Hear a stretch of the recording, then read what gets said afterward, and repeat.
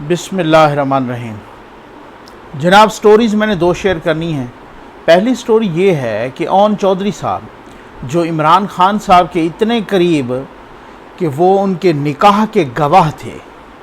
जुल्फ़ी बुखारी साहब के साथ जनाब बुशरा बीबी के वक्त वो निकाह के गवाह थे ओन चौधरी साहब। वो फिर मुस्ताफ़ी हो गए हैं, उनसे इस्तीफ़ा लिया गया है। ये क्या चक्कर है? इस्तीफ़ा क्यों लिया गया? वजह क्या है? इस पे बात करनी है। और दूसरा इंतहाई अफसोसनाक वाक़या यही जो रहीम यार ख़ान वाला, ये जो मंदिर में तोड़ फोड़ हुई है, ये एक पाकिस्तान को बदनाम करना है। कौन कर रहा है? हम खुद कर रहे हैं। आज चीफ़ जस्टिस ऑफ पाकिस्तान ने इसका नोटिस भी लिया था, सुओ मोटो नोटिस। उसमें क्या कुछ हुआ वो भी बताएंगे और जनाब इस पे बात करेंगे। आ जाएँ जनाब, ओन चौधरी साहब जो कि बुशरा बीबी साहबा के निकाह के वक्त इमरान ख़ान साहब से वो निकाह के गवाह थे। दूसरे गवाह जनाब जुल्फ़ी बुखारी साहब थे और इतने करीबी दोस्त हमने देखा। वो हर वक्त कंटेनर में भी साथ, वो हर वक्त जो है ना मतलब और भी जहांगीर तरीन साहब के जहाज़ में भी साथ, वो बहुत सारे मौक़ों पर। तो उनसे अब ये कहा गया जनाब कि उन्हें बुलाया गया एक रोज़ कबल इमरान ख़ान साहब की क़यादत में इजलास में, काबीना इजलास में ये फ़ैसला हुआ उनसे इस्तीफ़ा लेने का। और जनाब फिर वो उन्होंने ख़ुद बताया कि जी वो मुझे बुलाया गया वहाँ पर वज़ीर आला हाउस में और वहाँ पर मुझे कहा गया कि आप तरीन ग्रुप, उन पर इल्ज़ाम ये है कि वो तरीन ग्रुप यानी जहांगीर तरीन ग्रुप में शामिल होने या शमूलियत अख्तियार करने लोगों के लिए उसकी लॉबिंग कर रहे हैं। मतलब वो लोगों को एक तरह से कन्विंस कर रहे हैं कि आप आओ जहांगीर तरीन ग्रुप में। ये ओन चौधरी साहब पे ये इल्ज़ाम है। अच्छा, उनको बुलाया गया वज़ीर आला हाउस में बुज़दार साहब के पास और बुज़दार साहब को ज़ाहिर इंस्ट्रक्शंस आई कप्तान की। वसीम अकरम प्लस साहब ने उनको बुलाया और उनसे कहा कि या तो आप इजहार ला ताल्लुक़ी करें जहांगीर तरीन साहब से, तरीन ग्रुप से, या फिर आप इस्तीफ़ा दें। उन्होंने कहा मैं इजहार ला ताल्लुक़ी तो नहीं करूँगा। तो उन्होंने कहा फिर आप इस्तीफ़ा दें और उन्होंने इस्तीफ़ा अपना टाइप करके जनाब वो वहाँ भी ले गए। और फिर उसके बाद फ्राइडे को उनकी मुलाकात थी इमरान ख़ान साहब से इस्लामाबाद। वो यहाँ भी आए और अपना इस्तीफ़ा टाइप करके ले आए। ठीक हो गया ना? और उन्होंने यहाँ भी वही कहा, तो मतलब जो ज़राए बता रहे हैं, यहाँ भी वही कहा कि जी मैं इस तरीके से उनसे इजहार ला ताल्लुक़ी नहीं करूँगा तरीन साहब से, क्योंकि तरीन साहब को मैं। अच्छा, उन्होंने अपने इस्तीफ़े में भी लिखा कि मुझसे, उन्होंने पहले भी गिले शिकवे किए कि जिस तरीके से मुझसे इस्तीफ़े लिए गए पहले भी। और फिर उसके बाद उन्होंने कहा कि आप भी, मुझे यही कहा गया कि आप तरीन ग्रुप से इस तरह से इजहार ला ताल्लुक़ी करें, अदरवाइज़ आप रिज़ाइन करें। और मैंने इजहार ला ताल्लुक़ी नहीं करनी, क्योंकि मैं समझता हूँ कि जहांगीर तरीन साहब की PTI के लिए बड़ी खिदमत हैं, तो मैंने इजहार ला ताल्लुक़ी नहीं करना, बल्कि मैं अपना रिज़ाइन पेश करता हूँ। और उन्होंने वो इस्तीफ़ा दे दिया। अच्छा, मैं वैसे ये कहना चाह रहा हूँ कि अगर इसी उसूल को अपनाते हुए, जो उसूल ओन चौधरी साहब पे लगा, क्योंकि ओन चौधरी साहब को इलेक्टेड मेंबर तो नहीं थे ना, ओन चौधरी साहब तो मुआविन खसूसी थे वज़ीर आला पंजाब वसीम अकरम प्लस के, वो तो मुआविन खसूसी थे और वो नॉन इलेक्टेड थे। ठीक है ना? अच्छा, वो कोई इलेक्टेड मेंबर तो थे नहीं, लेकिन हमने देखा कि जहांगीर तरीन साहब के ग्रुप में तो कोई 25 से ज़्यादा तो इलेक्टेड मेंबर भी हैं जो जिनका ताल्लुक़ पंजाब असम्बली से है। और यहाँ पर भी लोग कहते हैं, यहाँ पे सामने तो 1-2 आए हैं या 2-3 आए हैं, लेकिन कहते हैं कि जी 10 मेंबरान हैं जो यहाँ पर कौमी असम्बली में भी जो जहांगीर तरीन ग्रुप के। और इसी वजह से ख़ान साहब को भी किसी ने बताया था कि ये जो यूसुफ रज़ा गिलानी साहब को वोट मिले थे जनाब हफीज़ शेख साहब के अगेंस्ट, तो ये भी जहांगीर तरीन ग्रुप के लोगों ने दिए थे। तो इसका मतलब ये है कि कौमी असम्बली में उनके हैं ना बंदे ना, कौमी असम्बली या सेनेट में। तो कहते हैं कि जनाब कि यहाँ पर भी जो MNAs हैं या जो वहाँ पर पंजाब असम्बली में MPAs हैं, वैसे तो उनका ग्रुप एक खैबर पख्तूनख्वा असम्बली में भी है, लेकिन छोड़िए, चलें पंजाब वाला और कौमी असम्बली वाला ये ग्रुप तो सामने आ गया है ना। मतलब 30 से कोई ज़्यादा लोग हैं जिसमें MNAs भी हैं।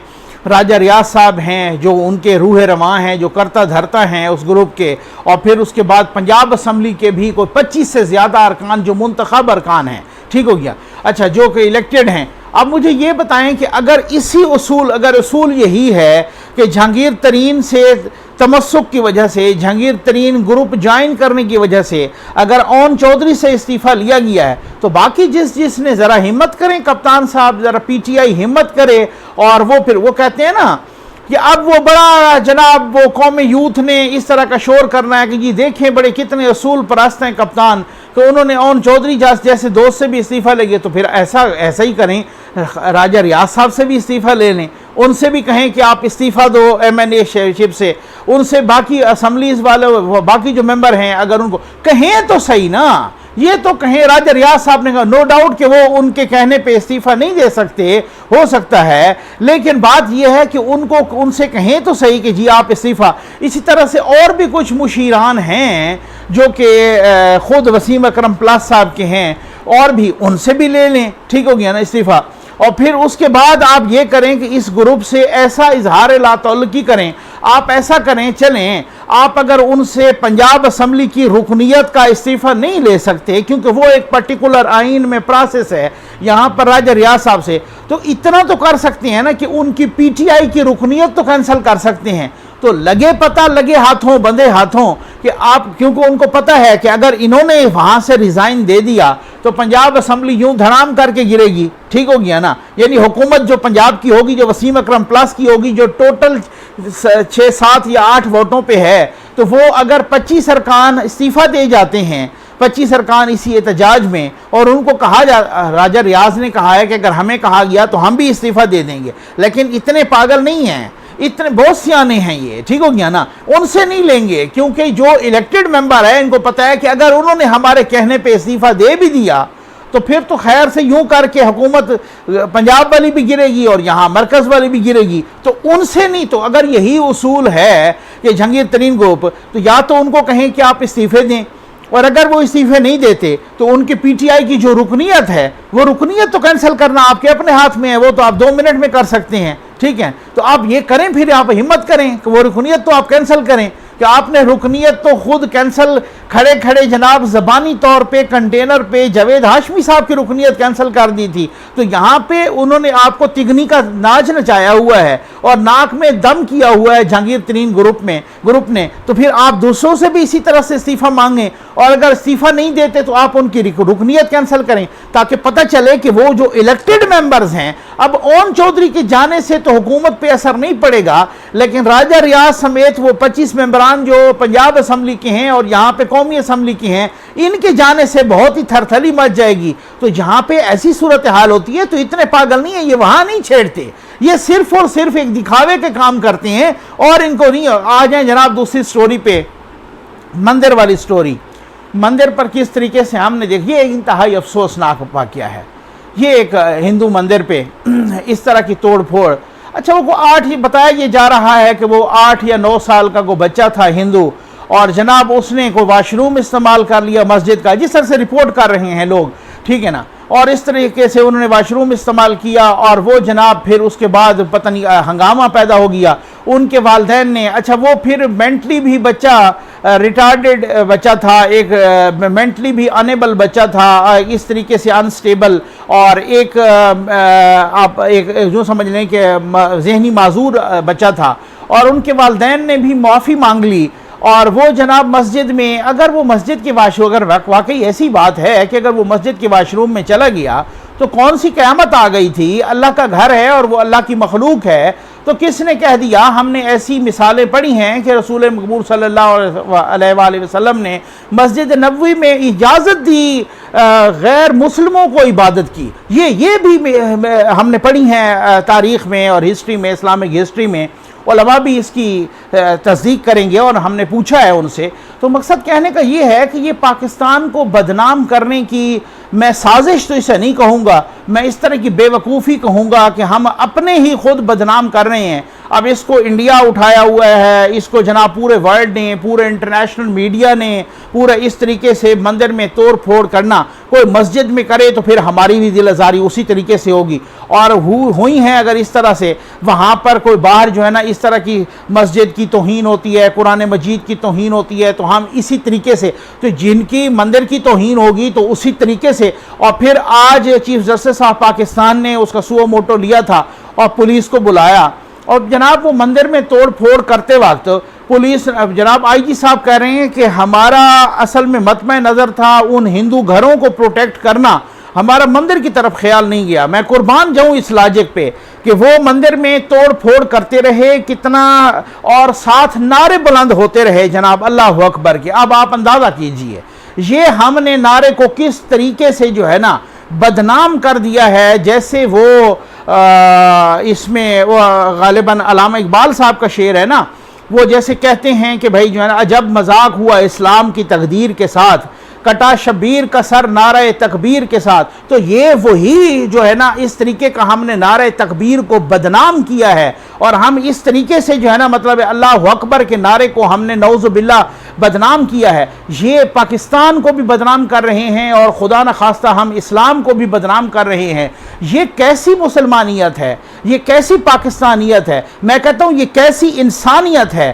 तुफ है ऐसी इंसानियत पर। तो मैं समझता हूं कि भाई ये आप किसी के कभी मंदिर पे चढ़ जाएं, कभी गिरजा को ढा दें, कभी आपके तो फिर तो बाबरी मस्जिद को उन्होंने ढाया जिन शिद्दत पसंदों ने, तो फिर उनमें और आप में फिर वो फ़र्क ही कोई नहीं है। फिर हम क्यों इस तरह की तनकीद करते हैं, हम क्यों इस तरीके का जो है ना इस तरीके की हम वो करते हैं, उन पर ऑब्जेक्शन करते हैं, हम क्यों आज तक उन पर तुफ भेजते हैं कि जी उन्होंने जिस तरीके से बाबरी मस्जिद को शहीद किया। तो फिर आप इस तरीके से जब मंदिर में चढ़ेंगे, ये इंतहाई शर्मनाक अफसोसनाक वाक़या। कहाँ थी पुलिस, जैसे आज चीफ जस्टिस ने भी कहा है कि किस तरीके से चीफ जस्टिस साहब ने कहा कि आप किधर थे, उन्होंने उनको स्नब किया, उन्होंने कहा कि जनाब हम उनको प्रोटेक्ट। अच्छा, फिर उसके बाद अभी तक एक गिरफ्तारी नहीं हुई। वहां पे वो चढ़ गए जनाब, फिर उसके बाद उन्होंने जाके कोई शाहराह ब्लॉक कर दी, वो मोटरवे ब्लॉक कर दी, गालिबन वो कौन सी सखर मुल्तान मोटरवे है या कौन सी है, वहां पे वो ब्लॉक कर दी। वहां वो 3 घंटे बैठे रहे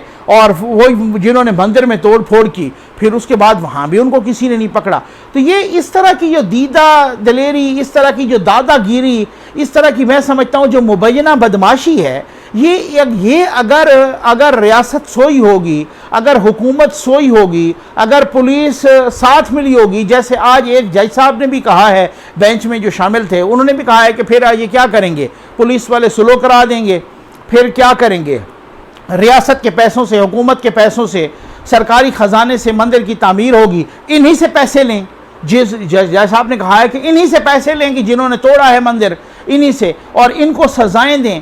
सज़ा कभी मिली नहीं है। अगर कोई सज़ा मिलती है ऐसे लोगों को, ऐसी क्या आप ऐसी शिद्दत पसंदी का इंसानियत में, ऐसी शिद्दत पसंदी का इस्लाम में कोई गुंजाइश है? कोई कह दे कि इस्लाम में कोई ऐसी शिद्दत पसंदी की गुंजाइश हो, वो भाई मैं आपको बताता हूँ कि आप ज़रा रसूल मकबूल सल्लल्लाहु अलैहि वसल्लम की ज़िंदगी की स्टडी तो करें। आप कैसी बदनामी का सबब बन रहे हैं, आप स्टडी तो करें ज़रा आका की ज़िंदगी की। आपको पता चलेगा कि वहाँ पे किस तरीके से जनाब गैर मुस्लिमों के किस तरह से हुकूक थे, किस तरीके से जो गैर मुस्लिम के जनाजे के लिए उठ खड़े होते हैं एहतराम में, वो रसूल अकरम मोहसिन इंसानियत हैं भाई। मेरे रसूल अकरम मोहसिन इंसानियत हैं। मोहसिन से सिर्फ मोहसिन मुसलमानियत या मोहसिन इस्लाम नहीं है, सिर्फ वो मोहसिन इंसान हैं, वो रहमतुल लिल आलमीन हैं, वो रहमतुल लिल मुस्लिमीन नहीं है, वो पूरी कायनात के लिए रहमत हैं। पूरी कायनात में क्या हिंदू कायनात से बाहर बसते हैं? क्या हिंदू या कोई और? वो तो कोई जानदार कोई भी, वो तो वजह तख्लीक के कायनात हैं।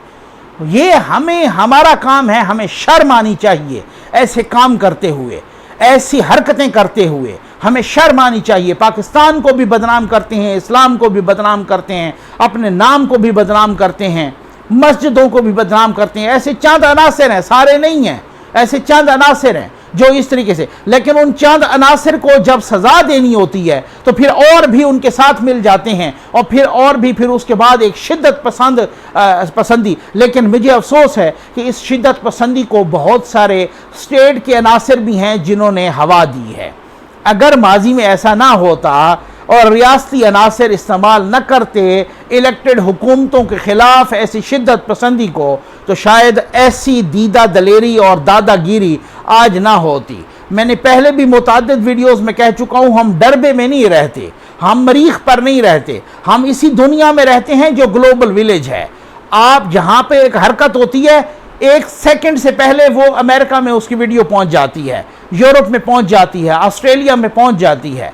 तो बस वही सूरत हाल है। फिर एक एक को किसको जवाब दें? फिर अगर इंडिया उछाले या कोई और उछाले तो फिर हम चीखते हैं जनाब ये क्या हो गया, ये तो हमारे खिलाफ कोई साजिश हो रही है। भाई आप खुद अपने खिलाफ साजिश कर रही हैं। मुझे इंतहाई अफसोस हुआ है, मैं इंतहाई इजहार हमदर्दी करता हूँ अपने हिंदू बरादरी से, पाकिस्तान के हिंदू बरादरी से मैं इंतहाई इजहार हमदर्दी करता हूँ। ये आप देख लीजिए, अभी कल परसों की बात है, हमने ब्लैक डे मनाया, यौम स्याह मनाया हमने। वो जो मोदी साहब ने हड़प किया कश्मीर और जनाब खैर से माशाअल्लाह खान साहब ने चुप साध ली और बाकियों ने भी चुप साध ली उस पर। और सिर्फ हमने कभी आधा घंटा, तो मैं तो सुन रहा था कि वजीर दाखिला साहब फरमा रहे थे सिर्फ 1 मिनट के लिए जो है ना ट्रैफिक रुकेगा, बस ये हमारी सबसे बड़ी इजहार हमदर्दी है कश्मीरियों से।